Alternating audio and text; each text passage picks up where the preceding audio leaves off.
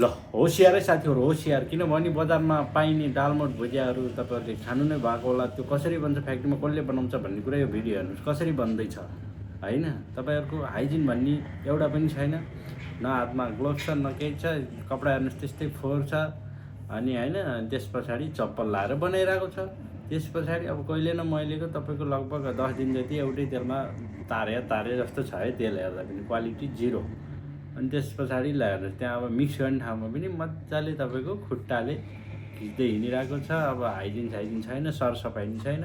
अनि हामीले यस्तो चिज खाइरहेछौँ। यस्तो चिज खाएपछि भोलि बिहान के हुन्छ, छिटो रोग लाग्छ, छिटो मरिन्छ। त्यही भएर नेपालीहरूलाई धेरै रोग लाग्नुको कारण, छिटो मर्नुको कारण यो एउटा मुख्य कारण हो होइन।